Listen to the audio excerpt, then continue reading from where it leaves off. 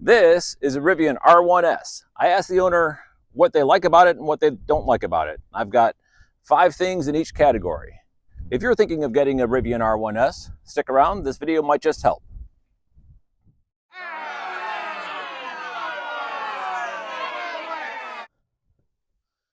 Okay, dislike number 1. This one should be no surprise, and we'll go ahead and get this one out of the way.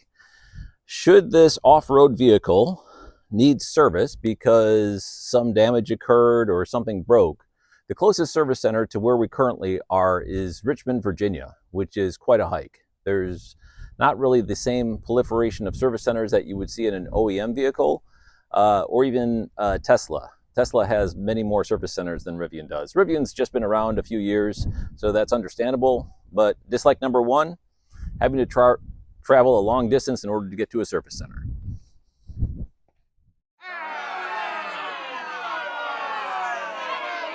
Okay, dislike number 2. There is a wireless cell phone charger underneath the center console right here, which is convenient, but there is no Apple CarPlay or Android Auto. This is similar to Tesla, and many people have adapted to having all their communications, personal media, contacts, things like that built into their cell phone, and having the ability to do Apple CarPlay or Google Android Automotive seems to be a de facto requirement. This car doesn't have it.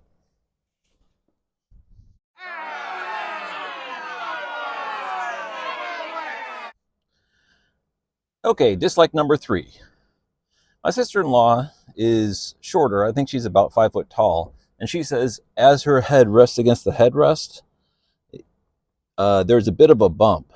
And it has to do with her height and where the stitching is on this headrest. And if you pull it up, that doesn't really help because the headrest is too high for her. So if you happen to be a short person, there is a bit of a seam in the headrest, which apparently can be a bit of a micro annoyance.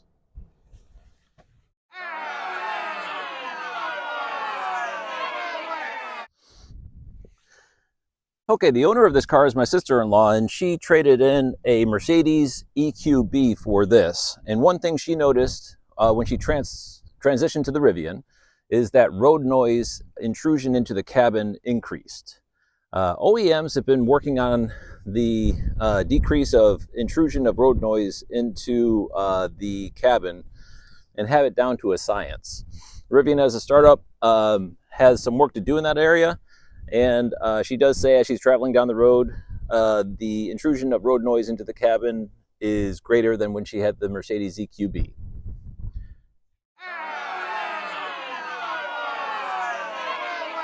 Like number 5. And this is one of those things that you have to actually be an owner of in order to pick up on. The route planning built into the center console, they say is not as sophisticated or accurate as what's available in the Mercedes EQB. Or if they had Apple CarPlay, they'd be able to use Apple CarPlay in order to do route planning. Now, Rivian has purchased a very popular app called A Better Route Planner. So conceivably, this is going to improve as time goes on. But in its current iteration, the owner says that it is a bit kludgy.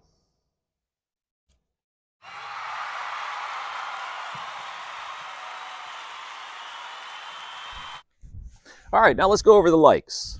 The owners of this vehicle are dog people, and inside it makes a terrific vehicle as other SUVs in order to move the animals around as you go about your daily life. Let me show you what I mean. As any dog person will tell you, having adequate space for the animals is essential to the vehicle selection. And in this case, there is definitely ample space. What they've done is they've got a dog carrier in order to cover the back seats, and they still have sufficient space in the rear area of the car, which is the 3rd row, in order to bring cargo as well.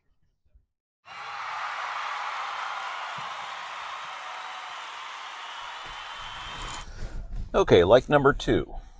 Because this is an off-road vehicle built for extreme off-roading, Rivian, as one of the premium features, put a motor on each wheel. So there are 4 electric motors in this car, which makes it very adaptable to multiple different off-roading conditions. However, as a result of having an electric motor on every tire, the acceleration is ridiculously fast. It does 0 to 60 in 3.2 seconds, 3.1 seconds, something like that, which is faster than almost every sports car out there. You have to get into the extreme sports car category before you start seeing accelerations of that rate. And this is an SUV. So one of the things that the owners do like about it is the ridiculously fast acceleration.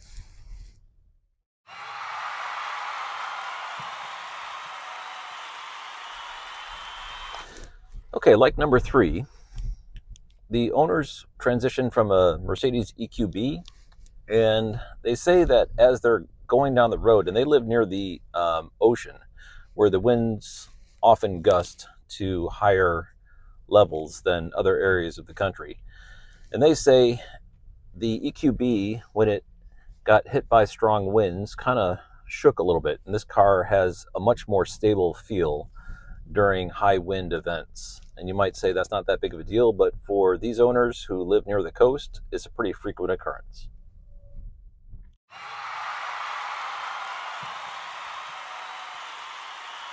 One of the more advanced creature comfort features of the Rivian R1S is the ability to self-level for glamping. So you could use the car in order to sleep in overnight. Because it's an electric vehicle, there's no fumes coming out of the exhaust. You could run the environment all night. I've done it multiple times in electric vehicles. But this car takes it even a step further. If you're on uneven ground, you can press a button and it will self-level.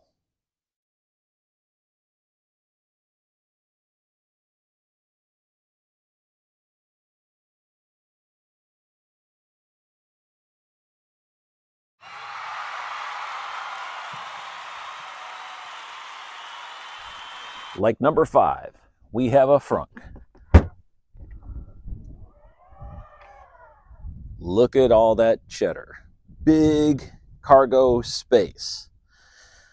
She says that this space is super convenient for her, able to pile a ton of things in here, groceries, things for the beach, things for the dogs, and go about her business and not have to worry about it clattering around the inside of the cabin. Uses this all the time.